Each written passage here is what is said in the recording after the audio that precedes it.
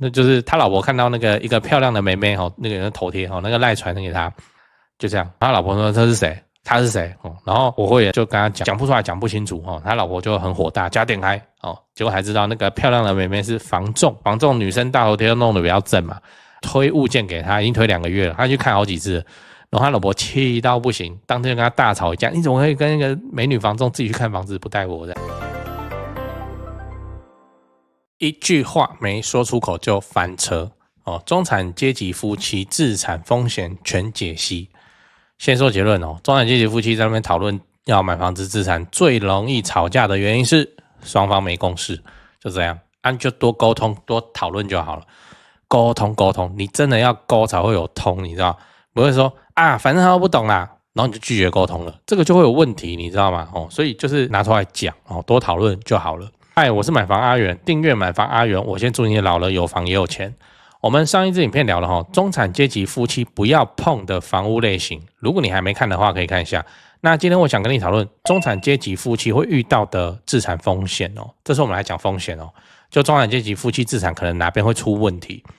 好了，先讲一下前提，因为你们是夫妻一起买房嘛，所以就是遇到事情要互相讨论，会互相支援。那你们又比亲友买房好的地方在法律会保护你，就是夫妻共同财产制嘛，就不用搞到什么双方要先签合约盖手印怎样又怎样，你们只要沟通好就好了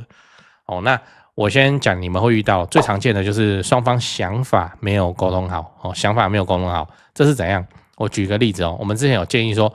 夫妻买房第一间自住要听老婆的，然后老公要争取说自产第一间要听他的，就这样然后我的观众朋友也照做来跟我讲结果怎样？他自产第一间自己看看就下卧，回来才跟老婆讲他打算哪一间房子他已经下卧，已经在谈了怎样结果被骂被骂。老婆就觉得说你这么重要的事情你没跟我讲，买房子的呢，以后要背房贷的呢。然后那个观众还很直男说没有我们之前不是讲好自产房子我说了算，活该被骂嘛女人这时候就觉得你不尊重她，就这样，然后之后就很难安宁了。来问我说怎么办，我怎么知道怎么办那就去道歉那买点花或是怎么样，叫你做决定，是双方的共识之下去做决定，不是叫你偷偷来呢。你这样子没跟他讲就是偷偷来，你知道，这个就是对女人来说就是有背叛的感觉。再来你要知道为什么夫妻买房容易起争执，接下来我们来讲夫妻买房为什么容易吵架。我的观察是画面不一样两边的画面不一样，都是这样。例如说你都是看买房阿元我的影片，然后你的另一半你都看10位的影片，我靠，那最好是有办法合作。那讲到买房势必吵架，那个谁谁谁都说会跌那谁谁谁都说会涨，吵架这个要怎么办暗黑兵法你就是拿他的 iPhone 那边念买房阿元怎样洗脑他的手机那这样演算法就会推我的影片给他。好了，开玩笑。总之就是你们一起开车出去或吃饭或什么，可以拿我的影片来当背景音乐。我是故意这样子拍的，我这会员影片出外景，我是故意这样拍的，就是反正你不看画面也行我这个也没什么画面，我长这样子有什么好看的就当那个 podcast 的节目来听了。我6日不是也都会上 podcast 的，就是黑色封面只写字的，这种只有声音就播来听嘛，然后就跟他聊天当背景音乐，听久就 OK 了或是你到我的 YouTube 频道，你去点那个播放清单然后找这个买房阿元闲聊高雄市住宅房地产里面都是 podcast， 点进去它自动播放一直播一直播，那听一听，你另一半至少知道买房阿元是谁，然后我的一些想法应该是有助于来帮你说服他。好像你可以怪到我身上对不对反正我也不会痛你就怪到我身上我来背这个锅没差。至少你们2位的那个画面就可以同步了。像我上次办那个会员专属见面会在高雄座位很少所以就是很限量，我是办好玩的就有观众跟我说他们夫妻都会一起看我的影片然后来讨论真的是很感谢他们那我相信他们至少在房地产这一块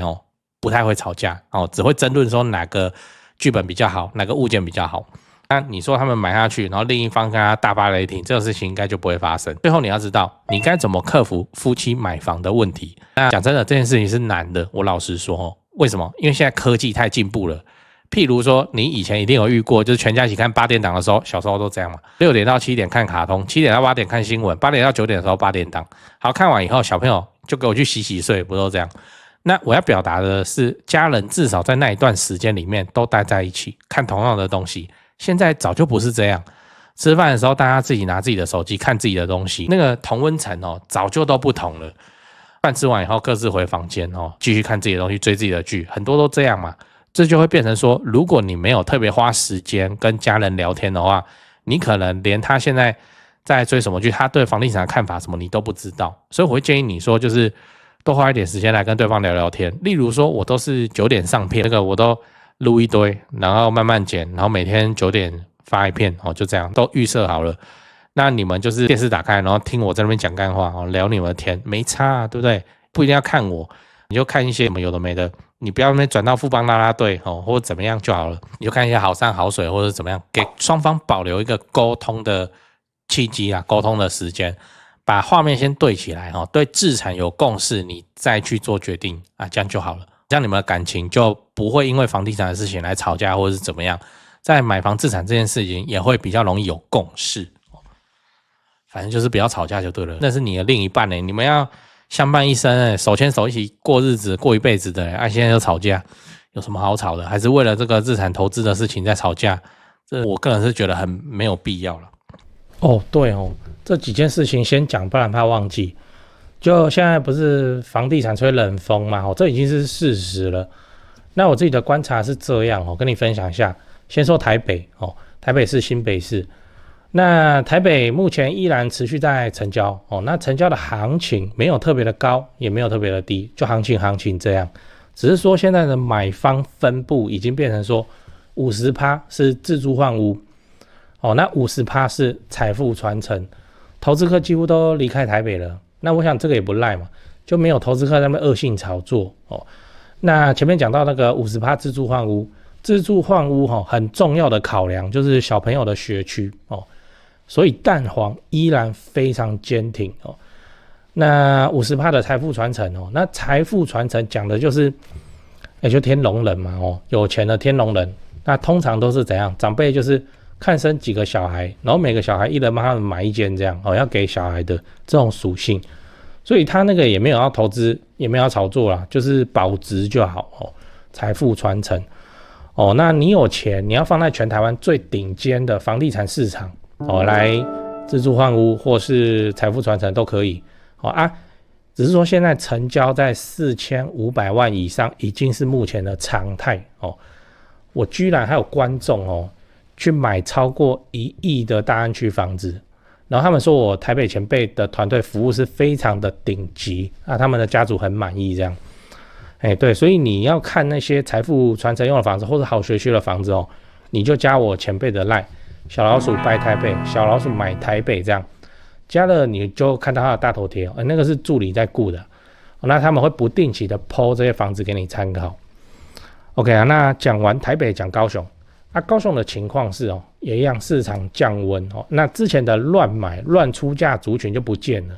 我认为这样很好，因为这样子我们就可以专心瞄准重大建设，就比较不会有那外行乱出高价的乱，你知道。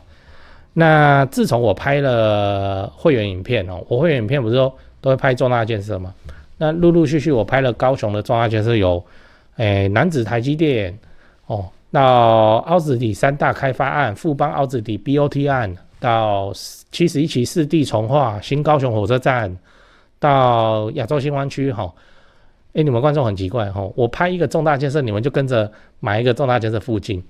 高雄我是很有信心没想到说这个观众好像比我还有信心买的比我还贵，买的比我还多真是蛮夸张那看好高雄，你瞄准重大建设，就找我推荐的台湾房屋美术之星店那在高雄你要卖还是要买那你就给他们一条龙就好了，就跟我一样，我过去10几年都是他们处理的，这是真的那我付的中介费这样子加起来早就超过7位数。那你看我还是愿意推荐他们就是真的很没问题嘛很专业，很 OK。 他们的 LINE 是小老鼠 go go go go go， 小老鼠5个 go那他们有答应我说会 po 在这支 LINE 的房子是都会挑过就是专门给买房阿元的观众。那这些房子都怎样？都适合自产，也都在重大建设旁边，你可以加那个 LINE 来看看高雄没有台北那么贵